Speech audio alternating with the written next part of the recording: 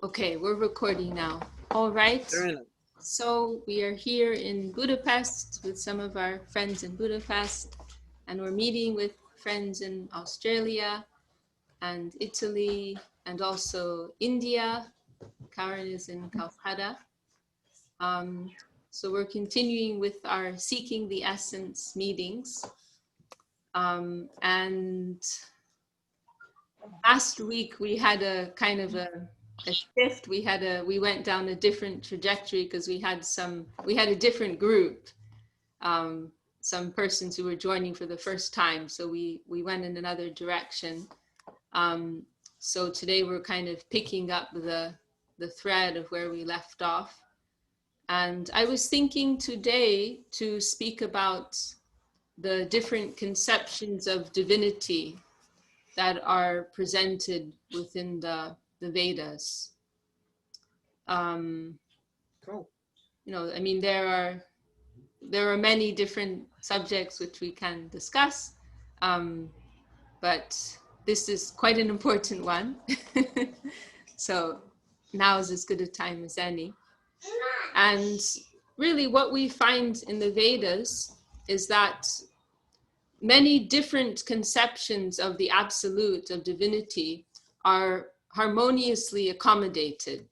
This is a subject which is disputed amongst different religious groups. So there are many differences of opinion, but the Vedas actually accommodate and harmonize all of these different ideas that we find in different traditions. And in gist, there are three principal conceptions of the supreme being which are discussed. And the first of those is known as Brahma or Brahman. And this describes an expression of divinity that does not have any personal form. And this is, to go back to what I was saying, this is something that that is disputed. In some religious traditions, it's considered sacrilegious to think of God as having form, and they prefer to think of him as having no form. And then in other traditions, it is impossible to think of God as not having a personal form. And then there's everything in between. And so in the Vedas, both of these ideas are actually accommodated for. They both have their place. And so this Brahma conception of an impersonal absolute, this is the most basic, the prime, most, we can say basic conception of divinity. God as an energy, God as a light, God as a supreme consciousness without any specified form or personal nature or specific qualities. And actually the Vedas are mostly pointing to this idea of divinity, this hazy, kind of vague conception. So it is really the most pervasive idea that you find. And it's also a conception that we find quite widespread in the world. We find, parallels for this in many traditions. And and and nowadays, we see that it's an idea that's quite popular, even with persons who don't particularly subscribe to a specific path, to a specific spiritual path or religion. They feel comfortable with this idea of, we don't quite know what's out there, but we know there's some mystical divine force that is pervading everything. Many people are uncomfortable actually with the word God, and they like to think of there being, they'll say like the universe or Mother Nature or the divine or things like that. They're very comfortable with this idea of this like all powerful, all encompassing energy, which is in the background of everything. So it's a popular idea. And one reason for that one reason for its popularity is that, you know, people see that this world is a world of suffering and a world of mortality. You know, they see that you know, this world, it is a world of variety, it is a world of movement, it is a world of color, it is a world of feeling, but at the same time, it is a temporary world, it is a mortal world, it is a world in which everything comes to an end. It is a world in which all too often something wonderful or happy ends in sadness or misery.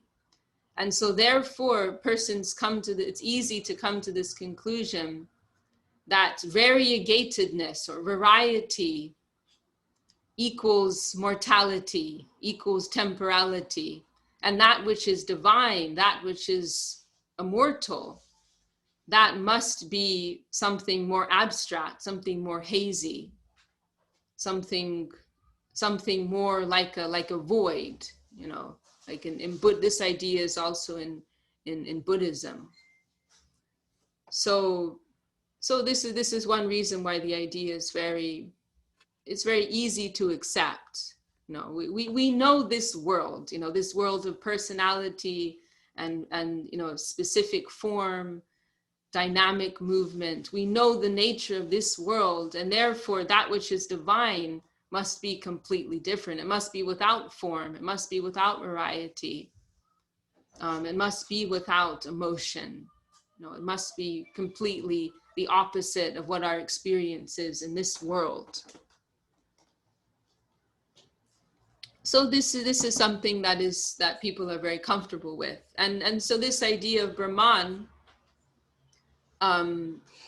is that the way that we understand this aspect of divinity is that it is an expression of the Lord, which is like an energetic force, and in which everything is floating, everything is encompassed within it. And the ultimate goal of persons who follow the Vedic traditions, who worship this expression of divinity, their goal is ultimately to merge with that entity, with that being. And their approach is that they try to become free from the entanglement of this world, from the bondage of karma and the cycle of birth and death, to become free from desire. You know, this is also similar to the Buddhist idea. And then to merge into this, you know, we are light, we are spirit, we are consciousness, and then to merge into that, you know, that supreme light, that supreme consciousness, that supreme energy. And I don't know if I'm jumping ahead too much, but our conception about this Brahman, our understanding, our vision of this Brahman is that this Brahman is actually simply the halo. It is the effulgence of the personal entity of Godhead. You know? So it is approaching towards the Lord. It is approaching towards God, towards divinity. But it is on the periphery. It is his divine effulgence. It is his luminous effulgence. So this is our perspective. You know, there are many others. They have their perspective of what that being is, and then we have our own. And that is our vision. That is how it is all harmonized for us. So then to go back to this point about, you know, how is it possible that something that has form, that has movement, you know, how can that also be eternal? You know? And our view on that is that to say otherwise is limiting what is the capacity, you know, what is the you know, what level of expression divinity is able to make. You know, our response is, why not? You know, why can the Lord not express himself in a personal way? even though he is supremely superior, infinitely superior to ourselves, still, why can he not appear in a particular form if he so chooses? He can appear in a formless manifestation, but why can he not? Why does he not also have the power to appear with form, with variety, with movement, and so on and so forth? So our view is that we cannot deny that kind of expression to divinity. Why not? Why can he not express himself like that if he so chooses? And especially if we appreciate love as being the essence of life, then it is only possible to exchange love with a personal entity. We cannot exchange love with an abstract manifestation of light or abstract consciousness. We need a person. So we are acquainted with material form, with material movements, but we understand there to also be spiritual form, spiritual movement. Why can that not be possible? How is it that is not possible? So that is the nature of Brahman, and this is and literally the word Brahman or Brahma, it means greater than the greatest and always becoming greater. As I said, everything is contained within it. And then another form of divinity, the second that we can discuss today, is called Paramatma. And literally Paramatma means the supreme soul. So Atma is a word many are familiar with. Atma means soul or the self, and then Param means supreme. So Paramatma means the supreme soul or the supreme self. And so it is said that wherever there is Atma, and this Paramatma, we can also add here, is a very tiny manifestation of divinity.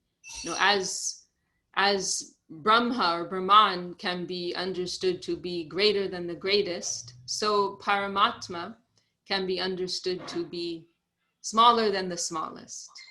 And as Brahman, as the Brahman expression is all encompassing, so the Paramatma expression is all penetrating. And so it is said that the Paramatma form of divinity, and the Paramatma has a personal form.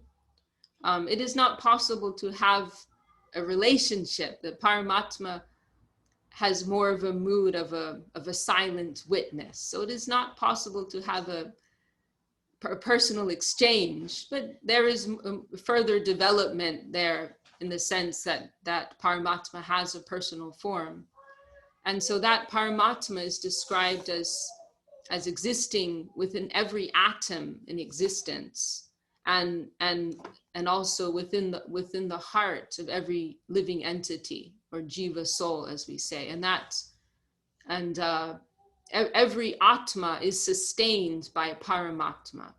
There's one example given in the Upanishads and the scriptures. How does it go? I can't remember the Sanskrit right now, but it uses this very nice analogy of two birds, that there are two birds seated on the branch, perched on the branch of a tree. And one of the birds is very busy eating fruits from the tree, which represents the individual soul being very engaged in the activity of this world. It represents the cycle of karma, that we are very busy, very active, trying to fulfill our desires in this world, and we are reaping the results, good or bad, of that subsequently.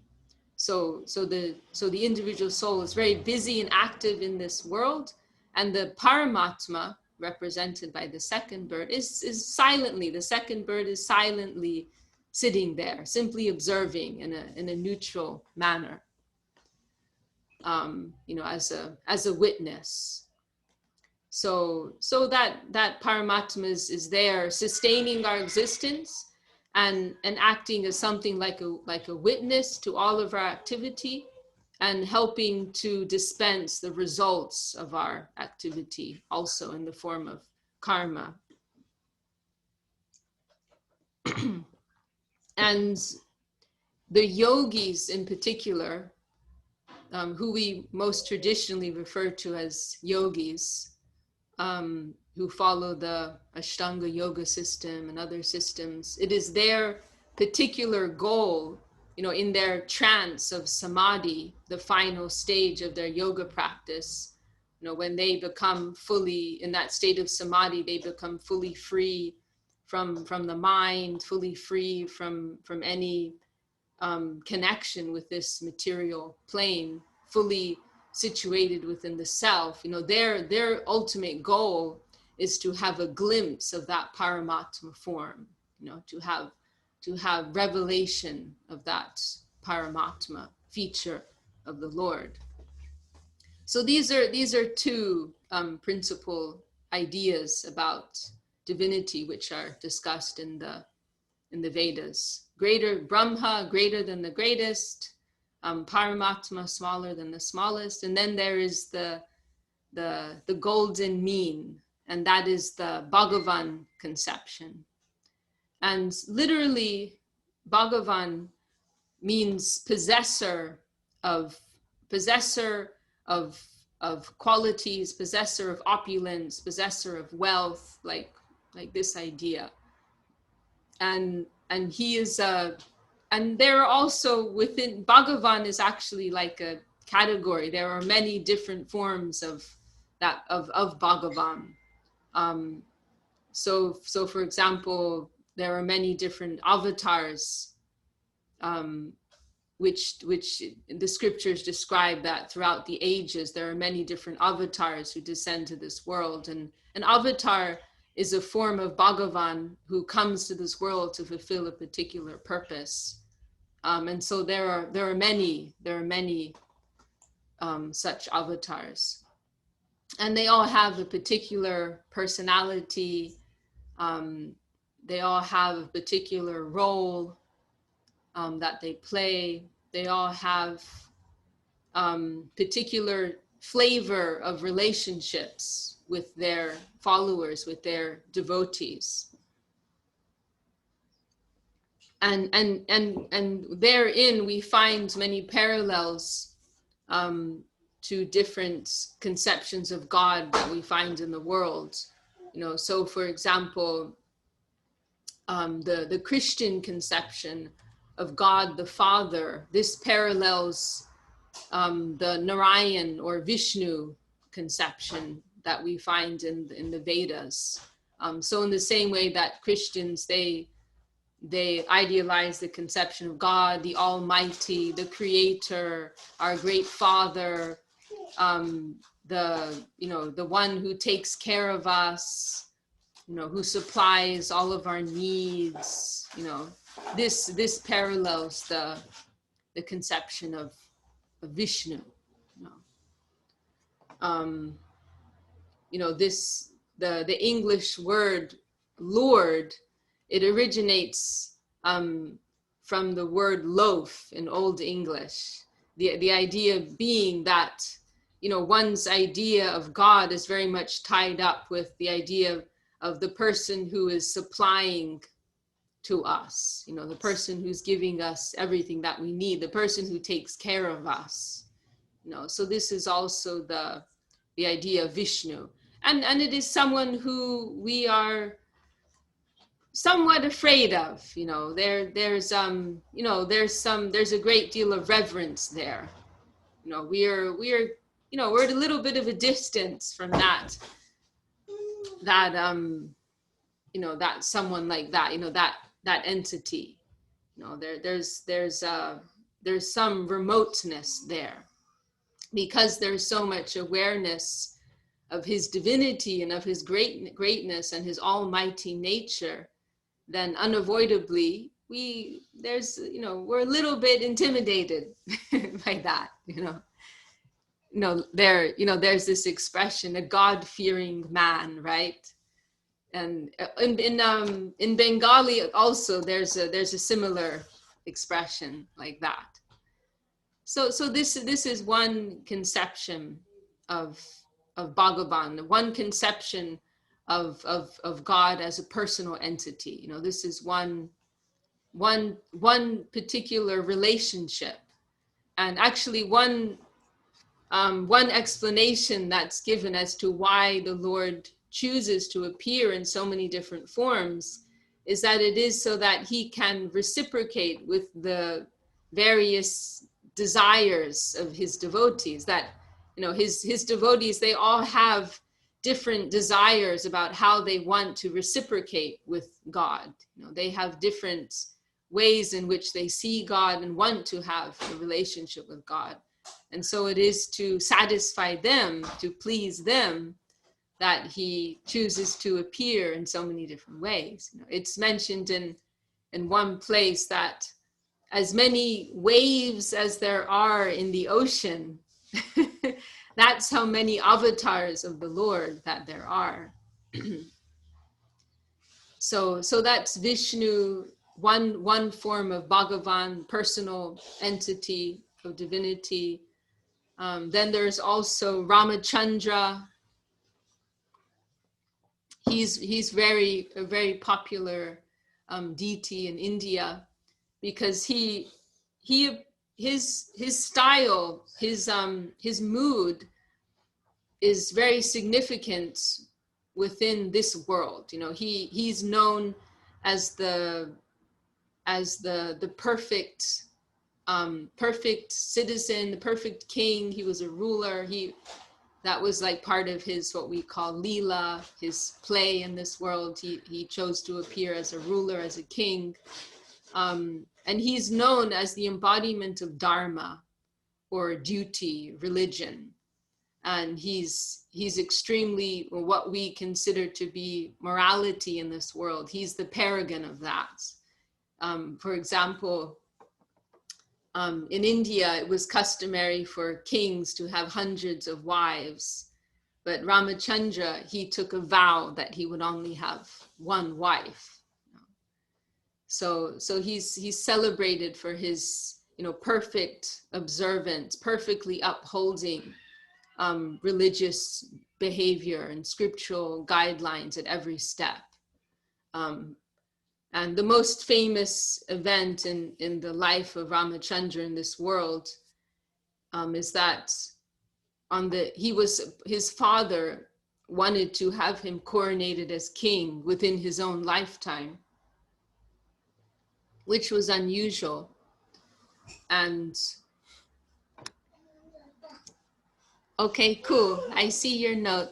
Thanks for the update, Melanie. So Ramachandra's king, he wanted to have his son. What did I just say?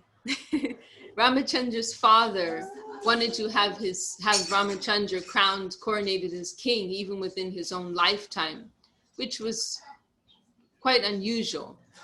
Normally, it would be after the king had passed away that the son, the successor, would be crowned. So anyhow, Ramachandra's father wanted to have him crowned in his own lifetime.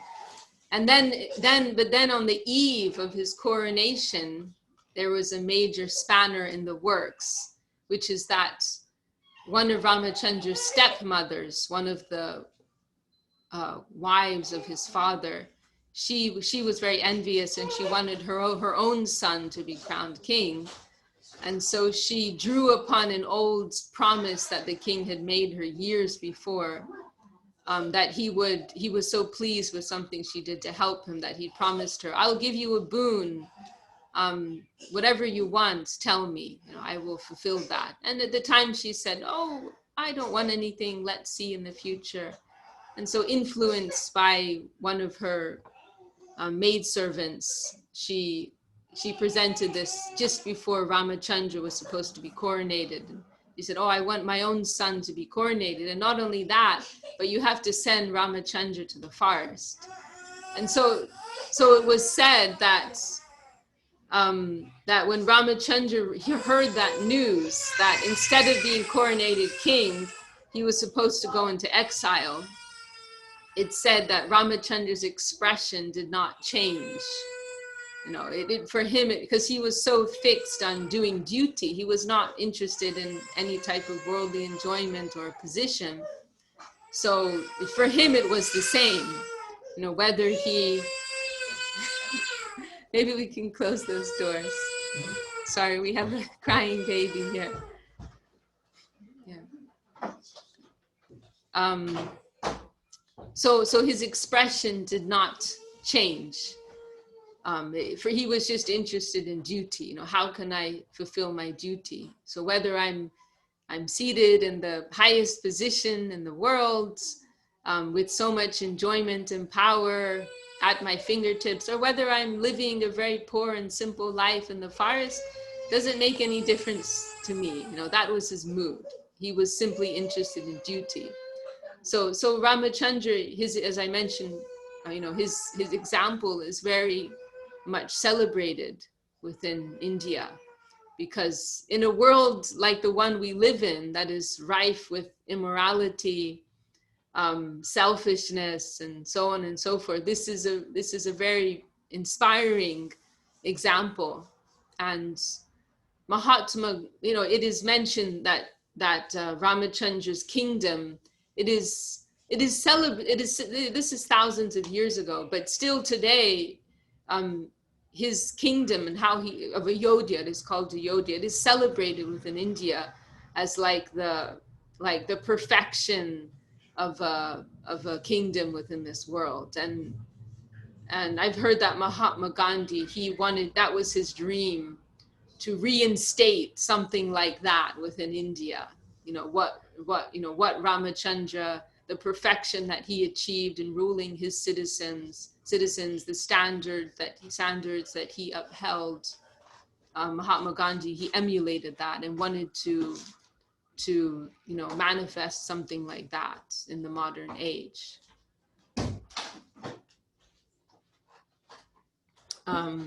So that is Ramachandra, another example. And then there are hundreds, thousands of others, but that will take too long.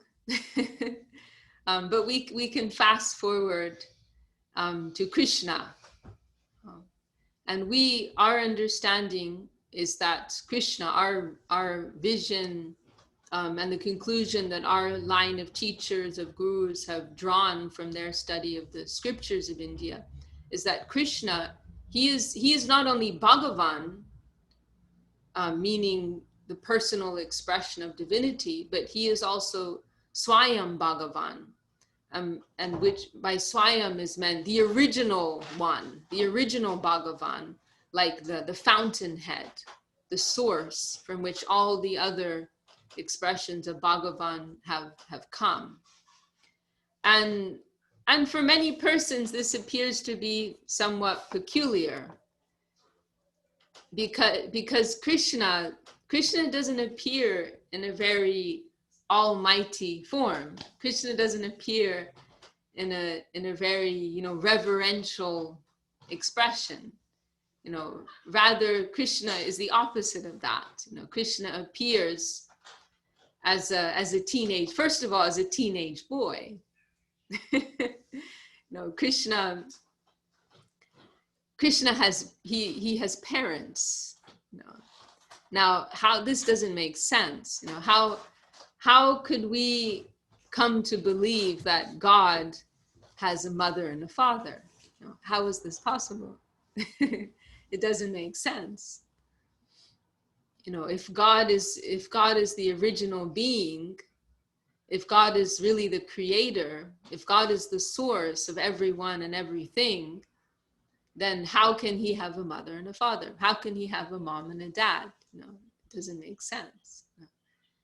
As it is mentioned in Brahma Samhita, one scripture, Ishwar, the Lord is described in this way: Ishvara Parama Krishna Satchidananda Vigraha Anadir Adir Govinda Sarva Karana Karanam.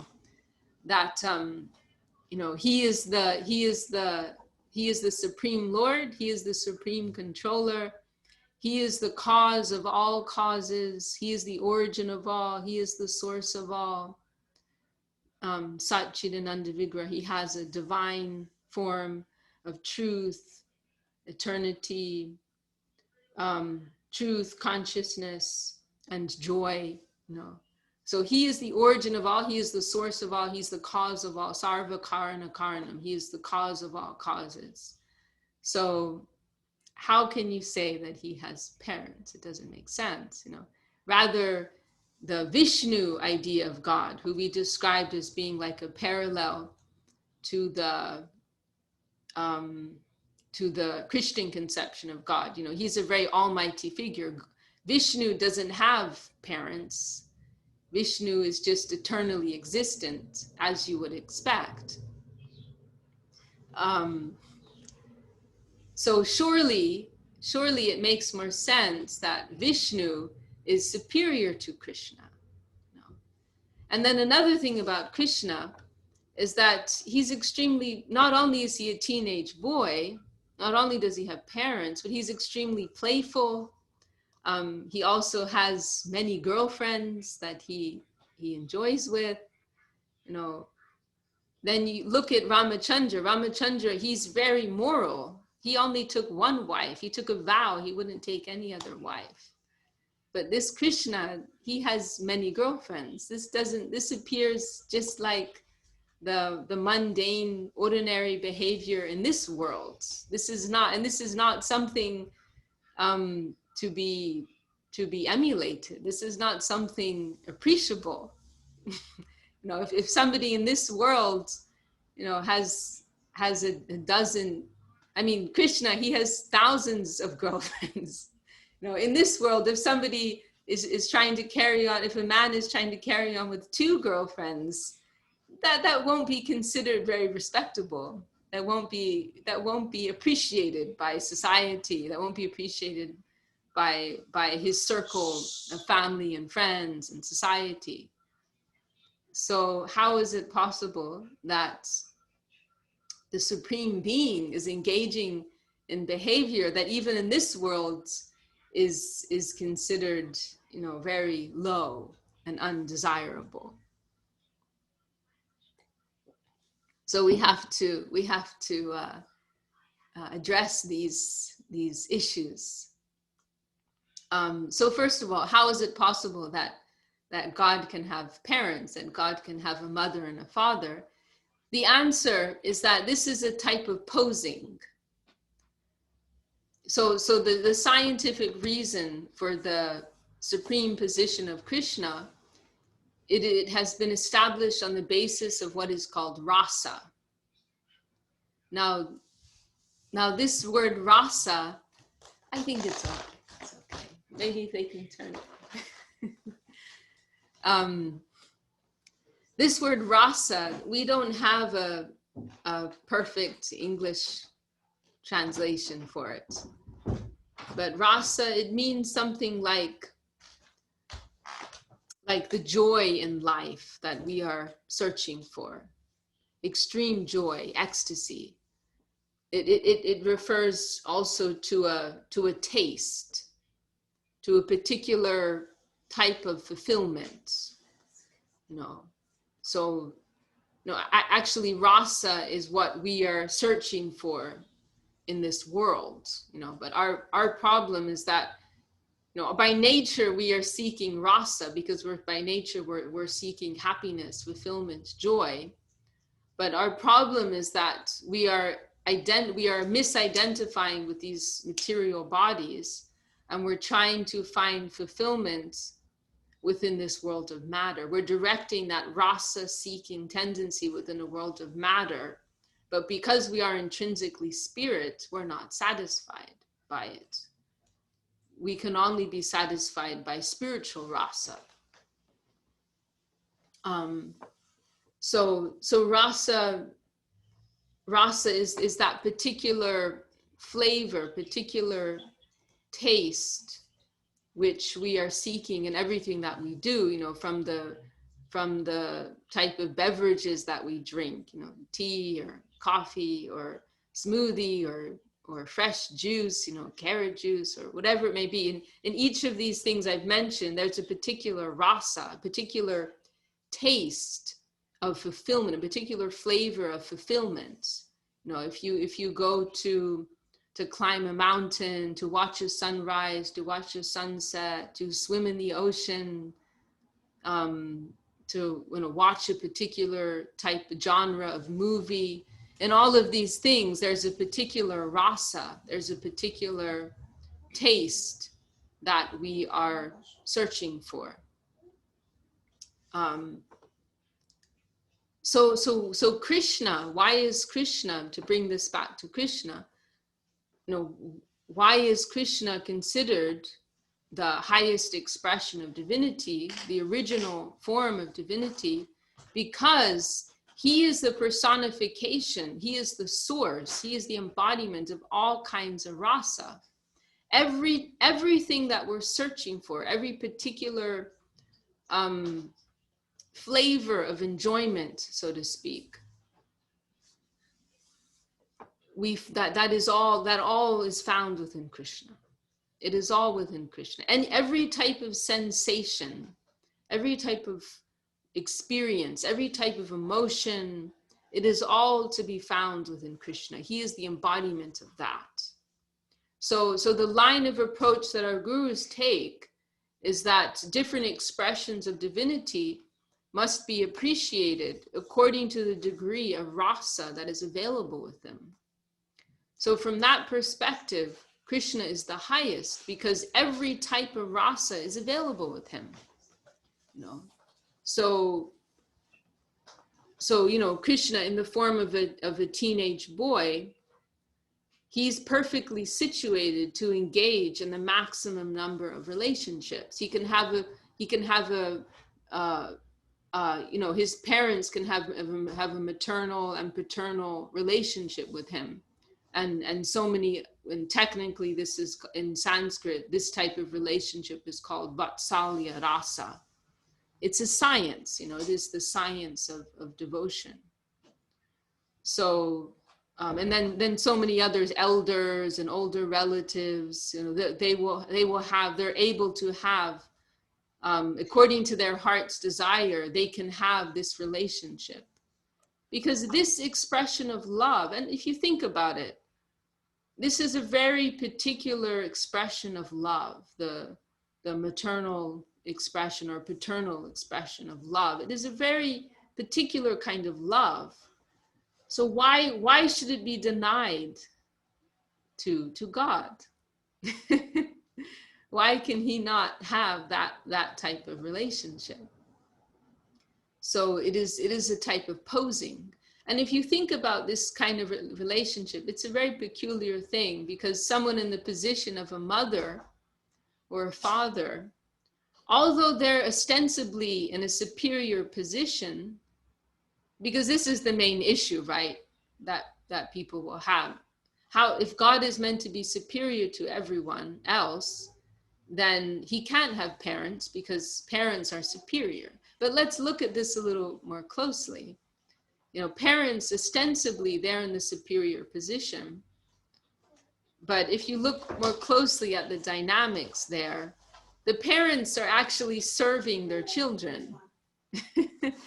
The parents are working hard to supply to their parents, to supply to their children everything that they need and want, you know, and the child's, you know, and the relationship is purely based on love.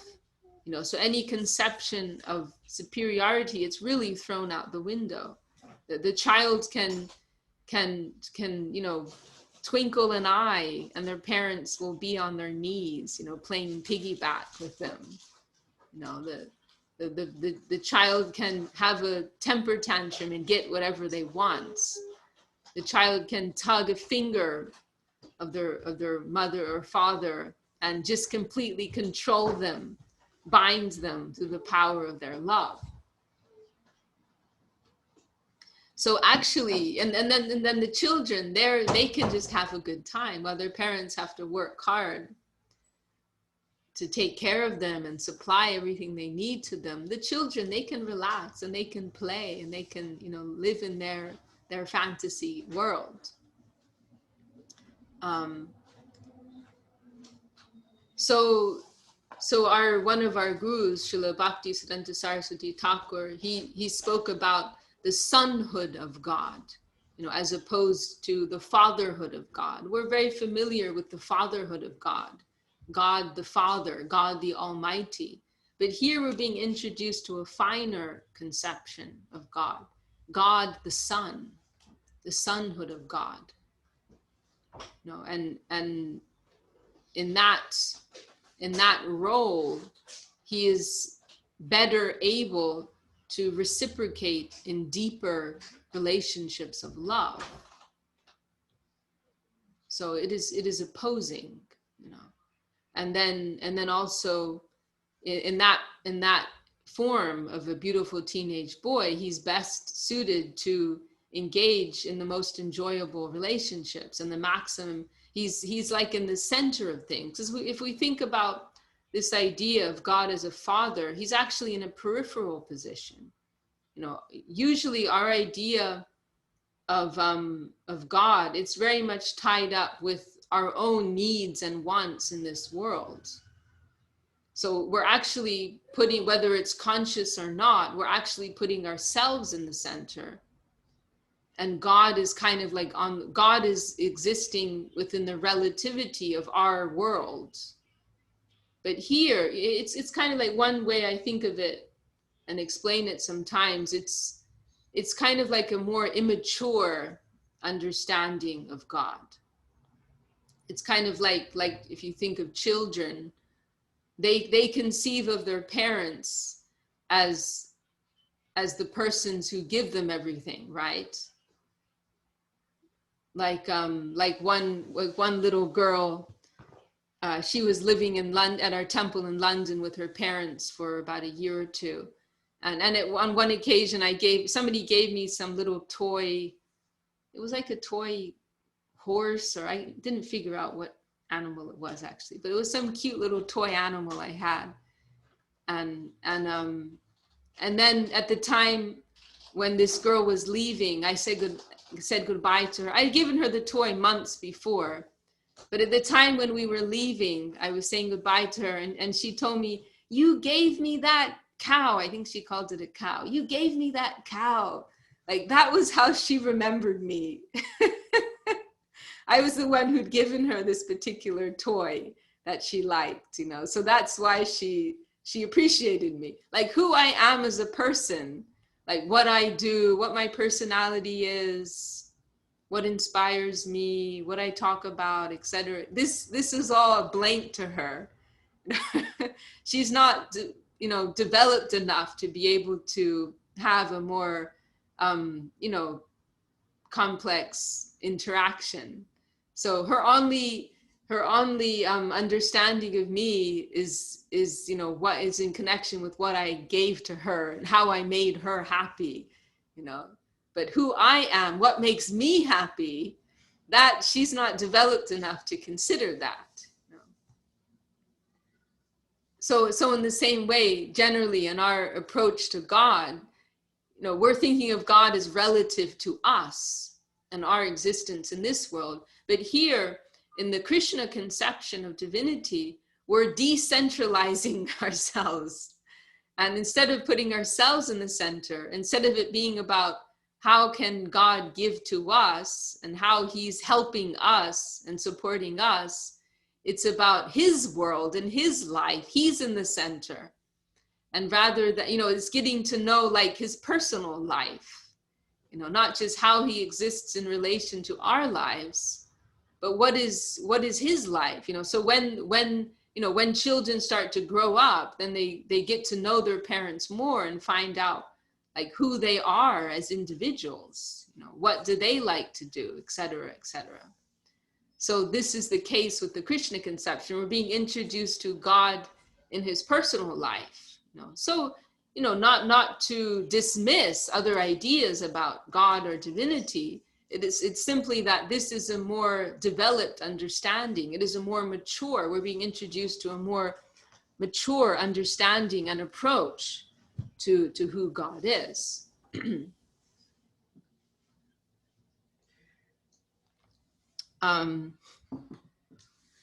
So yeah, so you know, why, so just as one point, you know, why would he want to, if he really is the supreme being, then why would he want to appear as an old man with a long beard? That doesn't make sense. You know, surely he'd want to be eternally youthful and very beautiful, for starters. And then as to this, one of the points I mentioned, points of doubts I mentioned previously, was how is it that he can have so many girlfriends? Well, the answer to that is that this is all like a, as I said, it's all like a posing, and so there's no question of him, because he is in the position, because he constitutionally is the enjoyer. No, we constitutionally, our nature is to be enjoyed. Our nature is to give. Our nature is to dedicate. And that's our problem in this world, that we are identifying with the nature of being an enjoyer, when actually our nature, our real nature, is just the opposite. It is to supply enjoyment and to be enjoyed. So constitutionally, Krishna's nature is to enjoy. This is his nature, and he has unlimited capacity for enjoyment. You know, whereas we're just not suited to that. You know, like sometimes when we go to eat a nice meal, we feel very frustrated because our stomachs can only hold so much. You know? Or our health will only allow so much. And sometimes you have something very nice, and then you think, oh, I wish I could start over again, because or like the ancient Greeks, they had the right idea. They would eat to their heart's content, and then they would purge themselves, and then they'd start again. So we're often frustrated. We're often frustrated by our inability to enjoy. Or if we take this example of having multiple partners, you know, persons can be frustrated sometimes because they may find that they're attracted to many people. You know, they're not satisfied with just one, but they don't really have the capacity to really like have a fulfilling relationship with more than one, and to keep the other person satisfied and to be fulfilled themselves. So we're not suited for that, you know. But Krishna, by nature, he is an enjoyer, and he has the ability, he has the capacity to enjoy unlimitedly. And there's nothing ugly there. There's nothing exploitative there, because that is his nature. And anyone who is engaging with that, anyone in connection with that, they will not be exploited. They will not be lessened. They will be uplifted. They will be fulfilled supremely by that. And then another point is that Krishna, he never, what's the word? He never, because Krishna is the source of all law, then there's no question of him transgressing law. No, Krishna is the, you know, he is the source and the origin of everything. And if he chooses to pose in such a way that appears to be against the like moral scriptural rulings of civilized society, you know, he does that because it makes things more interesting. You know, there's no question of him stealing or transgressing anything, because everything is his and he is the source of everything. So the fact that he chooses to appear in such a way that, that makes his behavior questionable to society, that may be looked down upon, that makes everything more juicy. Like persons who are having an illicit affair or doing something against the normal conventions of society. There's a particular thrill that comes out of that, or you may have something. Sometimes we see with children, they have something already, but it tastes better when they steal it from their friends. Or like one of our friends mentioned, as a boy, he always had a big fruit basket on his table, and there was plenty of fruits there, and they had plenty of apples, but there was a neighbor, an unfriendly neighbor, who had apple trees, and he had big signs on his fence saying, no, what do you call it? No trespassers, and trespassers will be prosecuted, and like that. So the guy next door really didn't want anybody coming into his garden and taking his apples, and the boys, they didn't need to take those apples, but there was a thrill that they got from sneaking in. There's that excitement. Oh, we may get caught. We're doing something unlawful. So there's a particular. This is this part of the science of rasa. This fulfillments that we're all seeking. So there's a particular thrill. There's a particular type of satisfaction that comes from that. And so this is part of why Krishna chooses to appear in this way. He doesn't choose to appear in a very straightforward way. But he likes to do things in more of a hidden way. And this intensifies the loving exchange. This intensifies the emotion that is experienced. So it is all, this is a world that is beyond any conception of ordinary utility.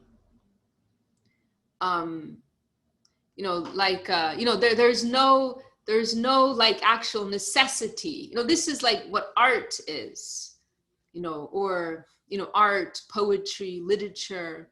They're dealing with a more subtle plane of existence. They're exploring meaning that is beyond, how can I say this? It is beyond any conception of ordinary utility. It's exploring ideas and feelings and emotion and love, and it is a different world. There's one expression of Oscar Wilde, the famous English writer Oscar Wilde, where he made this cryptic expression: all art is quite useless. But he himself was a writer. So what he meant, apparently it's a dismissive statement. All art is quite useless, but he meant it actually in the opposite way. He meant that it is something much more valuable than just something that is useful according to lower ideas within this world. Art is exploring a higher plane. It has a meaning and purpose beyond anything of this, of the common world or common understanding or common need or necessity in this world. So Krishna Leela, the world of Krishna's divine play, it is like that. It is based on its own rules. It is based on a higher set of principles, and it is exploring a much more subtle world of love and feeling, emotion, and loving exchange, so on and so forth, all of these things. So it is a very very refined understanding of divinity. Ostensibly, persons, they can be very puzzled. You're saying that God is a teenage boy who's blue, and he has a mother and a father, and he has lots of girlfriends. Like according to our normal prejudices in this world, it sounds quite strange, you know. But if you go deeper into it, it all makes perfect sense. It has its own logic. If we appreciate love as the highest truth, then it makes sense. If we appreciate mercy as a higher truth than justice, then it makes sense. If we can appreciate that there is a higher type of truth beyond what may make sense to us in a lower plane of understanding. You know, I'll take the example. You know, say your child has just drawn a picture with some crayon, and they're proudly presenting it to you as a gift, and the picture is terrible. You know, like objectively speaking, it's a terrible picture. There's no rhyme, no reason, no artistic sense. It's just scribbles, right? But they're presenting it to you so happily, so proudly. They've done this with so much love. Oh, mommy, I've made this picture for you. Do you like it? What do you think? Is it good? Then what are you going to say? How are you going to approach that? How are you going to respond to that? On the basis of raw truth? On the basis of objective reality? Or are you going to respond with love and with mercy, you know, in consideration of feeling?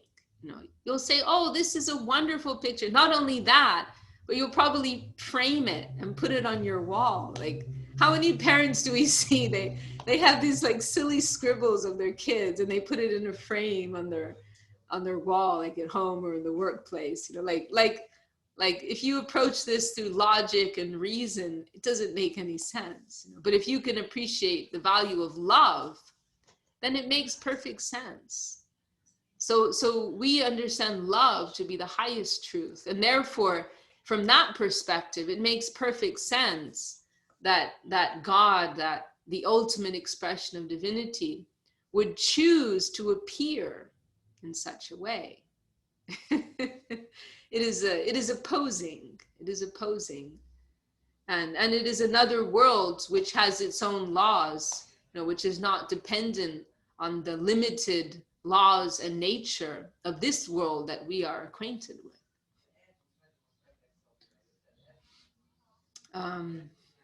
Okay, well, maybe I'll stop there for today. Does anyone have any comments or questions or suggestions or anything at all? Or should we conclude there? Thank you very much. It was interesting. I didn't know Krishna was blue, so I've learned more new things today. He's a dark blue. He's said to be the color of a rain cloud, a dark rain cloud, like that, a blackish blue. Yes. Thank you. Thank you for joining us, Melanie. Okay, so maybe we'll sign out. I'll stop this recording.